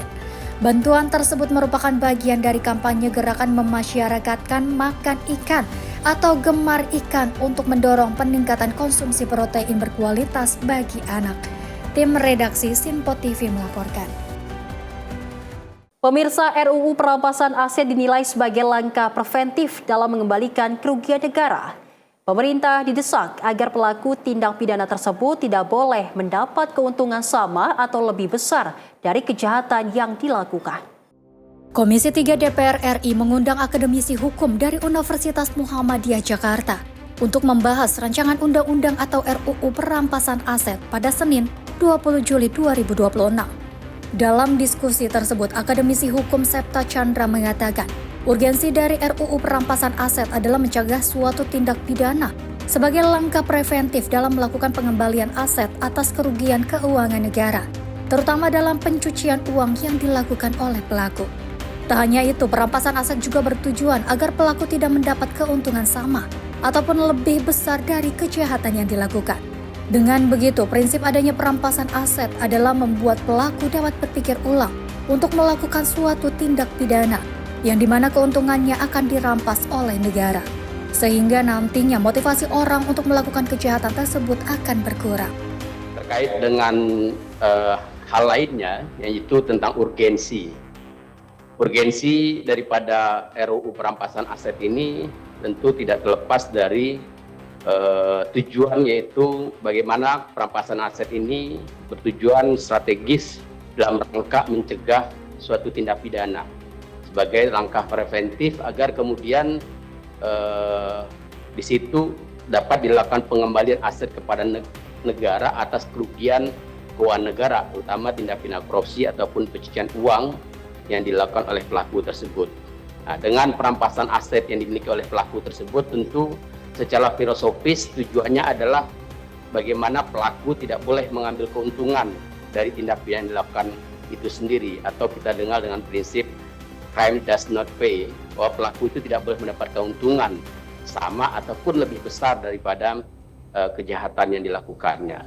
Dengan prinsip atau filosofis tersebut, tentu tujuannya adalah agar pelaku ini bisa berpikir ulang untuk melakukan suatu tindak pidana, karena tindak pidana yang dilakukan itu tidak akan menguntungkan atau keuntungannya akan dirampas oleh negara, sehingga kemudian motivasi orang untuk melakukan kejahatan tersebut juga akan berkurang. Setidaknya dia akan berpikir berulang-ulang ketika kemudian kejahatan yang dilakukannya itu atau tindak pidana yang dilakukannya itu tidak mendapatkan keuntungan sama sekali atau dirampas oleh negara. Tim redaksi Sinpo TV melaporkan.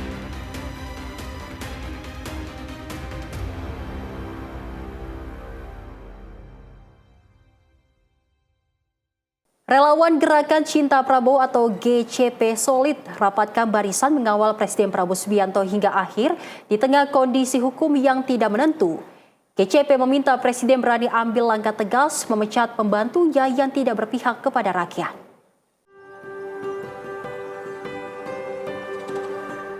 Presiden Prabowo menekankan kepada seluruh pembantu-pembantunya mawas diri. Birokrat merupakan jabatan yang diberikan dari rakyat. Oleh karenanya, Presiden meminta agar bantu rakyat dan bela rakyat. Ketua Umum Gerakan Cinta Prabowo, H. Kurniawan, mendukung hal tersebut. Bahkan saat dijumpai di acara konsolidasi kedua DPC GCP Kota Tangerang Selatan Bersatu untuk Indonesia Emas 2024, H. Kurniawan menilai Presiden mampu menyelesaikan permasalahan ini dan meminta tidak segan untuk memberikan tindakan tegas. Masalah kasusnya Pak Febri kan, mantan Jampisus, yang cukup viral beberapa minggu ini, beberapa hari kemarin, tentunya kami sebagai pendukung Prabowo yakin dan percaya bahwa pemerintahan Prabowo sanggup menyelesaikan masalah ini dengan adil, jujur, dan transparan. Ya, masalah gorengan-gorengan dari pihak-pihak yang membenci Prabowo untuk menjatuhkan Prabowo dengan kasusnya Febri ini, saya rasa kita semua harus menyikapinya dengan bijak. Ya, jangan gara-gara segelintir orang laju terus dikenakan semua. Tidak, ya. Itu oknum dan Prabowo sudah merintahkan untuk diusut secara tuntas. Jadi kita boleh bermedsos, tapi ingat ya, lakukan dengan bijak dan kita harus bisa menilai mana yang benar, mana yang salah. Saya rasa itu. Haji Kurniawan juga mengatakan bahwa rakyat harus dibela kepentingannya. Rakyat merupakan hal yang utama, sehingga jangan ragu bertindak dan memberikan sanksi tegas kepada pembantu-pembantu yang tidak loyal. Saran saya kepada pemerintahan Prabowo untuk tidak ragu-ragu mengambil keputusan yang tegas, ya, supaya masyarakat itu merasa terwakili akan keadilan yang ada di Indonesia ini. Ya, Pak Prabowo tidak pandang bulu, siapapun yang melanggar hukum pasti akan ditindak, walaupun itu orang terdekatnya. Ya, pengalaman dari BGN sudah diproses. Dan sekarang Pak Febri itu pun pasti akan diproses, ya. Jadi biarkan mereka bicara seenaknya, tapi Pak Prabowo punya prinsip untuk menegakkan hukum seadil-adilnya di negeri ini. Setelah Jawa Barat, GCP sukses menggelar acara konsolidasi kedua yang bertempat di Sekretariat DPC GCP Kota Tangerang Selatan, dihadiri langsung oleh jajaran pengurus pusat, tokoh purnawirawan, hingga perwakilan adat dari berbagai daerah di Indonesia. Dalam momentum ini, GCP menegaskan komitmennya untuk tetap setia mengawal pemerintahan Presiden Prabowo Subianto tanpa syarat, sekaligus bersiap menyelenggarakan agenda berskala nasional dalam waktu dekat. Dari Tangerang Selatan, Tim Liputan Sinpo TV melaporkan. Pemirsa, beragam informasi dari mancanegara, salah satunya Gaza lanjutkan evakuasi jenazah dari rentuhan akan kami hadirkan usai jeda. Tetaplah bersama kami di Menyapa Indonesia Malam.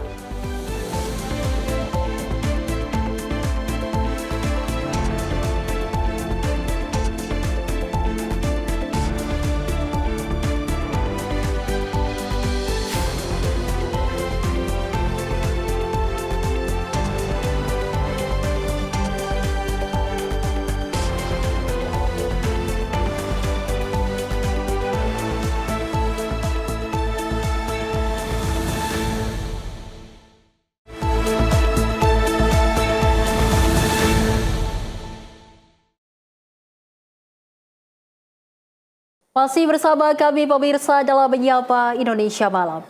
Di mana pemirsa, tim penyelamat masih berupaya mencari korban setelah longsor besar menimbun sejumlah rumah di wilayah otonom Pengshu, Chongqing, Cina Barat Daya.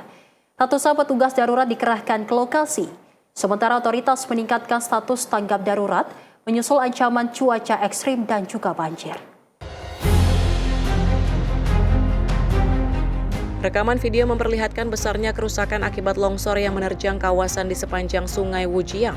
Sejumlah bangunan terlihat hancur dan tertimbun material tanah serta batu dalam jumlah besar. Petugas kepolisian memasang garis pengamanan di sekitar lokasi untuk membatasi akses dan memberikan ruang bagi tim penyelamat melakukan operasi pencarian dan evakuasi. Menurut laporan, petugas komunitas pertama kali menyadari tanda-tanda bahaya ketika batu-batu mulai berjatuhan dari lereng bukit pada pagi hari.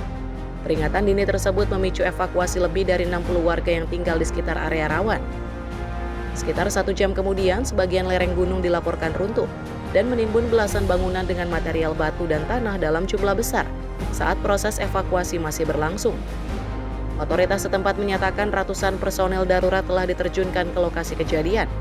Hingga kini 9 orang berhasil diselamatkan dan dilaporkan tidak mengalami luka yang mengancam jiwa.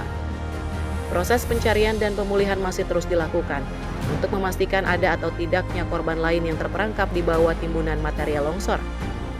Insiden ini terjadi di tengah cuaca ekstrim yang melanda wilayah Chongqing dalam beberapa pekan terakhir. Hujan lebat, badai petir, dan suhu tinggi telah memicu peringatan banjir serta meningkatkan risiko bencana tanah longsor di sejumlah daerah. Tim redaksi Sinpo TV melaporkan.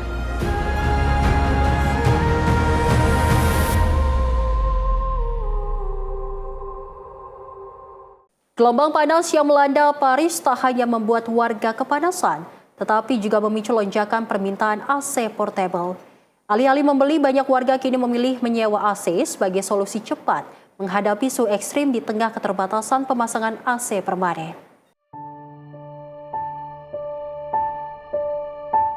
Saat suhu terus meningkat, permintaan AC portable di Paris melonjak tajam. Banyak warga memilih menyewa dibanding membeli, terutama karena pemasangan AC permanen tidak mudah dilakukan di bangunan bergaya Haussmann yang menjadi ikon kota Paris. Pendiri Klimlock, Victor Nihol mengatakan, ide bisnis penyewaan AC muncul setelah sistem pendingin di panti jompo milik neneknya mengalami kerusakan. Namun di luar perkiraan, permintaan terbesar justru datang dari rumah tangga.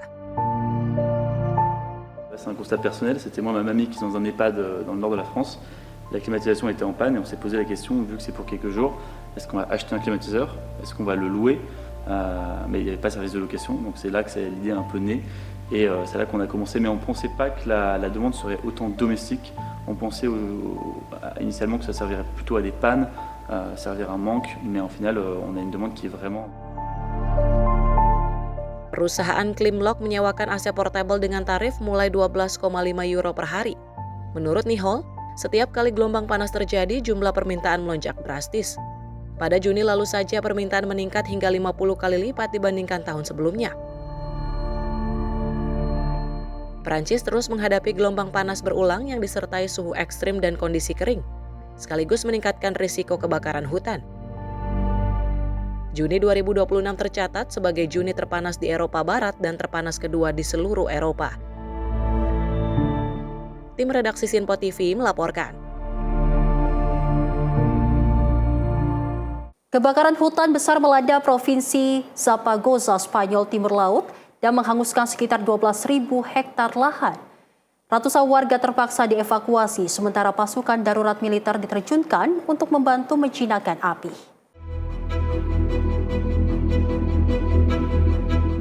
Petugas pemadam kebakaran dan pasukan unit darurat militer Spanyol berjuang menembus asap pekat saat api bergerak cepat melahap vegetasi kering. Alat berat digunakan untuk membuat jalur pembatas api untuk mencegah kebakaran meluas. Kebakaran dilaporkan bermula di wilayah Ores, kawasan Cinco, Vilas Aragon, sebelum menyebar dengan cepat ke permukiman di sekitarnya. Kondisi ini memaksa ratusan penduduk meninggalkan rumah demi keselamatan. Pemerintah daerah Aragon menyatakan angin kencang, suhu udara yang sangat tinggi, serta tingkat kelembaban yang rendah menjadi faktor utama yang menyulitkan upaya pemadaman. Otoritas menilai kebakaran ini merupakan salah satu insiden dengan potensi penyebaran dan tingkat kerusakan terbesar yang dihadapi Aragon dalam beberapa tahun terakhir. Sebuah helikopter milik unit darurat militer juga diterjunkan untuk memantau titik api dari udara, memastikan proses evakuasi berjalan aman, serta mencari jalur evakuasi alternatif bagi warga yang terisolasi oleh api dan asap. Tim redaksi Sinpo TV melaporkan. Di tengah hamparan reruntuhan yang masih menyisakan duka, tim pertahanan sipil Gaza kembali menyisir puing-puing bangunan untuk mencari korban yang masih hilang. Operasi tahap kedua ini menjadi harapan terakhir bagi ribuan keluarga yang hingga kini belum mengetahui nasib orang-orang tercinta mereka.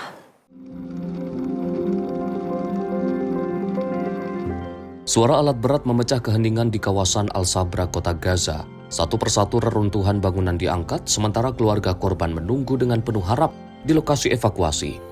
Sejumlah anak terlihat membawa foto kerabat yang masih dinyatakan hilang. Warga setempat mengaku proses evakuasi kembali membuka luka lama yang belum sembuh. Banyak keluarga masih menunggu jasad anggota keluarga mereka yang diduga tertimbun reruntuhan sejak awal konflik.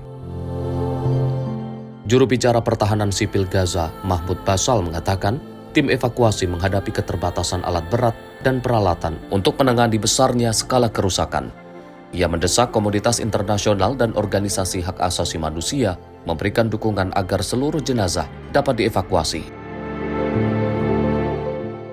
الآن بعمليات انتشال، تم انتشال 15 جثمانا منذ 5 أيام من هذا المكان، وما زالت هناك جهود أيضا تبذل حتى هذه اللحظة لانتشال كافة الجثامين من هذا المكان، لكن الإمكانات، المعدات، الأدوات الموجودة لدى طواقمنا غير كافية حقيقة، ولا يمكن أن تنسجم مع هذا الدمار الواسع والدمار الكبير.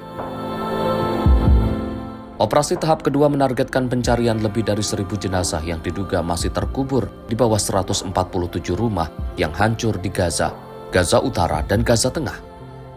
Proses ini diperkirakan membutuhkan sekitar 800 jam kerja dengan dukungan 1 ekskavator, 1 bulldozer, 1 truk, serta bantuan Komite Internasional Palang Merah.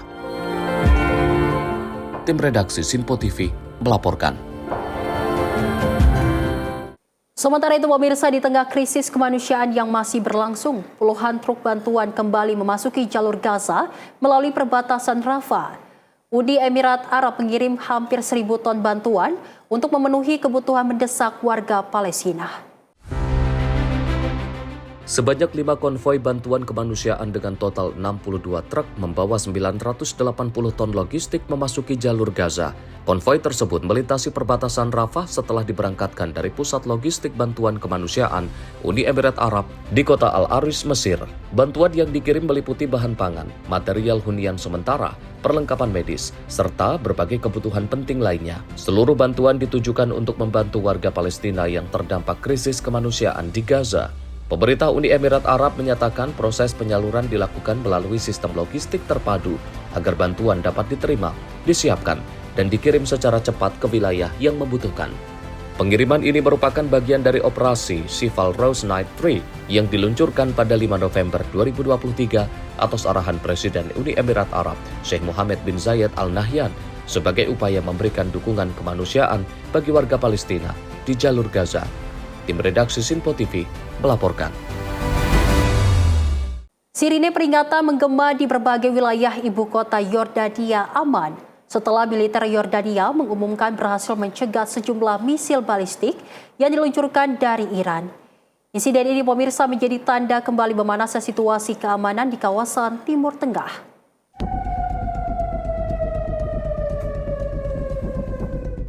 Suara sirine terdengar di berbagai kawasan permukiman di kota Amman, memperingatkan warga atas ancaman serangan misil yang mendatang. Penduduk diminta tetap waspada hingga situasi dinyatakan aman oleh otoritas. Angkatan bersenjata Yordania menyatakan berhasil mencegat 3 misil balistik Iran, sementara 1 misil lainnya disebut jatuh di wilayah terpencil dan tidak menimbulkan korban. Di tengah situasi tersebut, Kedutaan Besar Amerika Serikat di Amman sempat menyatakan bahwa bandara internasional dan pelabuhan Aqaba dievakuasi karena adanya ancaman yang dianggap kredibel. Namun pemerintah Yordania membantah informasi tersebut dan menegaskan bahwa bandara maupun pelabuhan Aqaba tetap beroperasi secara normal. Sementara itu, militer Israel mengatakan telah mendeteksi peluncuran misil dari Iran menuju kota Aqaba di Yordania yang berbatasan dengan wilayah Israel. Otoritas Israel juga memperingatkan adanya kemungkinan puing atau dampak serangan menjangkau wilayah Israel Selatan. Insiden ini terjadi saat Komando Pusat Militer Amerika Serikat atau CENTCOM mengonfirmasi telah melancarkan serangan ke-8 berturut-turut ke target-target di Iran. Memanasnya konflik antara Washington dan Teheran kembali menimbulkan kekhawatiran akan meluasnya eskalasi konflik di kawasan Timur Tengah. Tim redaksi Sinpo TV melaporkan.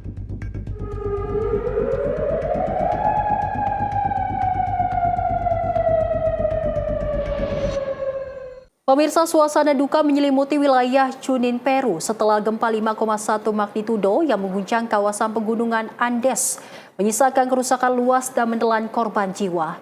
Warga kini berusaha mengidentifikasi para korban di tengah puing-puing bangunan.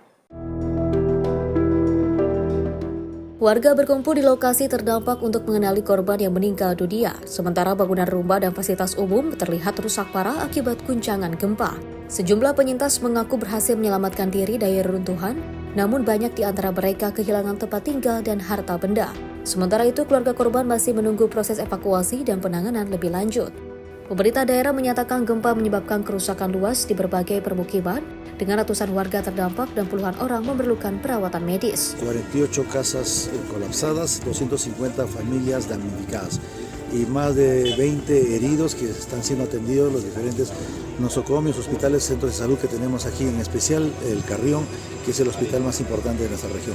Hingga kini operasi pencarian dan penyelamatan masih terus berlangsung dengan melibatkan personil, militer dan juga tim darurat. Pemerintah Peru terus melakukan pendataan kerusakan serta menyalurkan bantuan bagi warga yang terdampak gempa. Tim redaksi Sinpo TV melaporkan.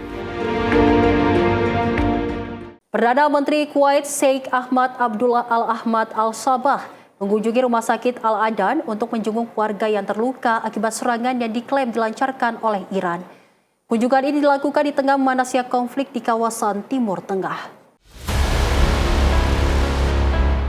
Dalam kunjungannya, Perdana Menteri Kuwait menyapa dan berbincang langsung dengan para pasien yang masih menjalani perawatan di rumah sakit. Pemerintah Kuwait menegaskan akan memberikan dukungan penuh bagi seluruh korban. Media resmi Kuwait melaporkan, Perdana Menteri memerintahkan pengarahan seluruh kemampuan medis dan teknis untuk memastikan para korban mendapatkan pelayanan dan perawatan terbaik. Sementara itu, Kementerian Listrik Kuwait menyatakan sebuah pembangkit listrik dan fasilitas desalinasi air kembali menjadi sasaran serangan yang disebut berasal dari Iran.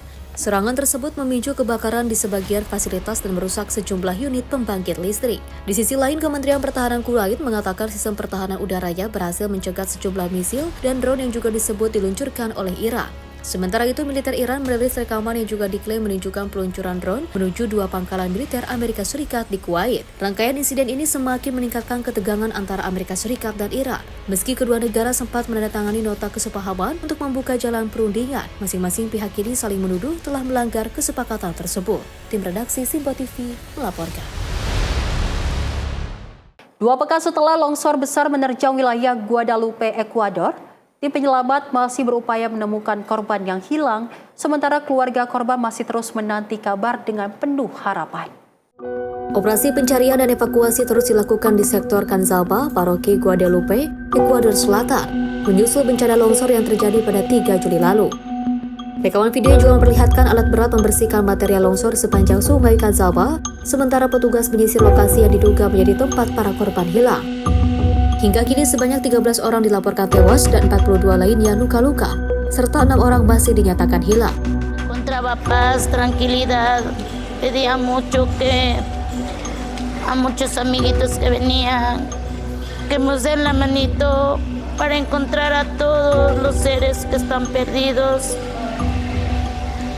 A mi hermano.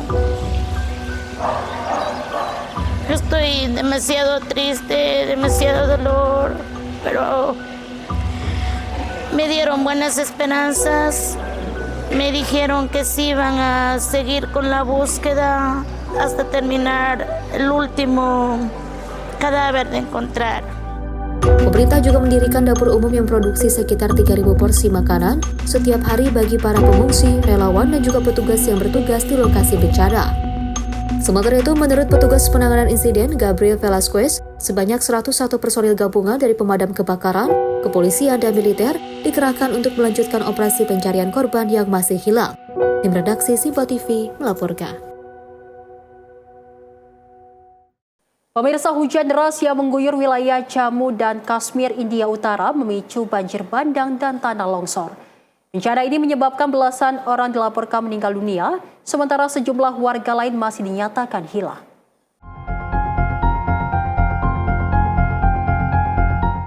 Rekaman video memperlihatkan petugas penyelamat menggunakan tali untuk menyeberangi sungai yang meluap demi menjangkau kawasan terdampak di distrik Rajouri. Sementara itu, kendaraan yang rusak terlihat bertumpuk di kawasan permukiman.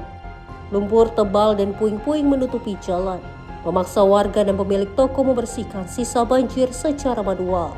Menurut warga setempat, tinggi muka air mencapai 8 hingga 9 kaki. Sementara saluran drainase yang tersumbat membuat air dan lumpur tidak dapat mengalir. अपनी अपनी मजबूरियां सबको, लेकिन हालात देखें यहाँ क्या हो चुका है। 8-9 फुट पानी था यहाँ पे। बाकी हमारी बस अगर एडमिनिस्ट्रेशन इतनी हेल्प कर दे, हम लोगों की जो ये मोहल्ला है जहाँ पे पानी आया है 8-9 फीट, इसमें गली जो ड्रेन है वो टोटल ब्लॉक हो चुकी है। उसके कारण जो अंदर पानी और मिट्टी जमा है वो बाहर निकल नहीं रही क्योंकि पानी वापस आ रहा है। Operasi penyelamatan masih terus berlangsung dengan melibatkan personil militer, kepolisian, tim penanggulangan bencana, serta otoritas setempat untuk mencari korban yang masih hilang dan mengevakuasi warga yang terjebak. Otoritas India memperingatkan potensi hujan lebat masih akan berlanjut dalam beberapa hari ke depan. Warga yang tinggal di sekitar sungai dan daerah rawan longsor diminta tetap waspada serta segera mengungsi apabila kondisi memburuk. Tim redaksi Simpo TV melaporkan. Pemirsa, informasi tadi menutup perjumpaan kita hari ini. Saya Azhar Putra, mewakili seluruh rekan kerja yang bertugas mengucapkan terima kasih, selamat malam, dan sampai jumpa.